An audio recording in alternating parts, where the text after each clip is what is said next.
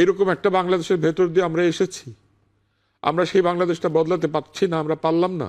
দেশকে ভালোবেসে যদি কেউ ভুলও বলে, হত্যা করতে হবে। যেটা আপনারা দেখছিলেন, আমিও শুনছিলাম, বলবীর চির উন্নত মামশির শির নেহারি আমায় নত শিরোই শিখর হিমাদ্রির, বলবীর চির উন্নত মামশির। হাদির কণ্ঠে এই নজরুলের বিদ্রোহী কবিতা আমাকে আন্দোলিত করেছিল। মনে হচ্ছিল নজরুল বুঝে হাদির জন্য এই কবিতা লিখেছেন। আপনার কাছে একটু মন্তব্য জানতে চাচ্ছি। হাদি তো চলেই গেল। পৃথিবীর যে কোনো বিদ্রোহীর জন্য এই কবিতাটি লেখা। বিদ্রোহ মানে প্রতিবাদ, বিদ্রোহ মানে অনিয়মকে অস্বীকার করে নতুন নিয়ম সৃষ্টির চেষ্টা।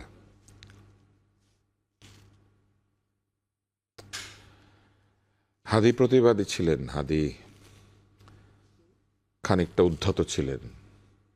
সত্যি সত্যি বিদ্রোহী কবিতার সেই অদেখা চরিত্রের মতোই পৃথিবীর সকল বিদ্রোহীর মতো তিনি দুর্বিনীত ছিলেন।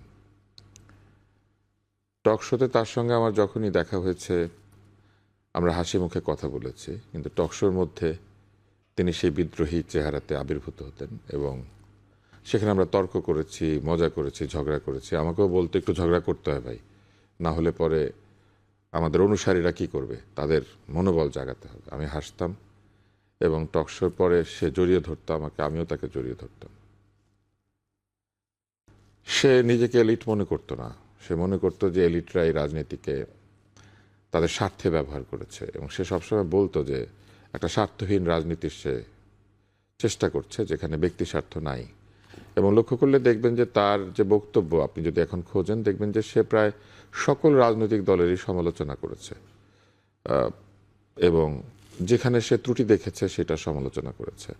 আপনি দেখবেন সে দুর্নীতি সমালোচনা করেছে এবং বলেছে যে আপনি বিপ্লবের পক্ষে না বিপক্ষে সেটা বড় কথা নয়, দুর্নীতি করা যাবে না।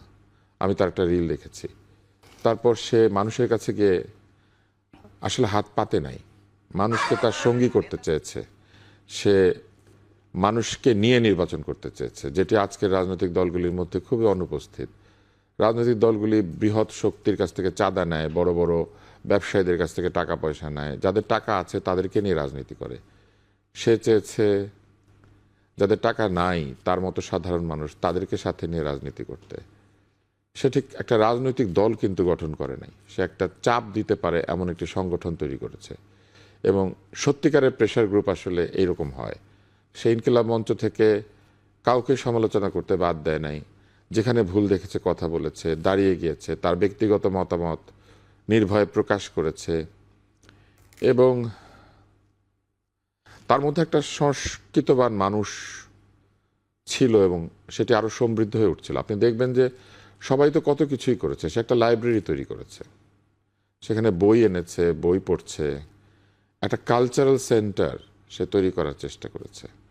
তার মানে সে একটা সংস্কৃতি তৈরির চেষ্টা করেছে, যে সংস্কৃতির মধ্যে বাংলাদেশের প্রতি ভালোবাসাও আছে, ইতিহাস সচেতনতা আছে, সত্য বলার চেষ্টা আছে।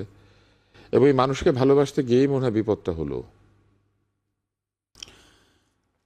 তার সঙ্গে যারা ছিল তারাই নাকি তার দিকে বন্দুক তুলেছে। আমি অনেক কিছু মানতে পারি, কিন্তু এই নিষ্ঠুরতা আমি মানতে পারি না। মানুষ মানুষের প্রতি এত নির্দয় হবে, এই বাংলাদেশ তো আমরা চাই নাই। আমরা ভেবেছি এমন একটা বাংলাদেশ হবে যে বাংলাদেশে মানুষ নির্ভয়ে তার মতামত প্রকাশ করবে, তার মতামত ভুল হোক ঠিক হোক, যা খুশি তাই হোক। রাস্তার মাঝখানে দাঁড়িয়ে কোনো পাগল কথা বলে না,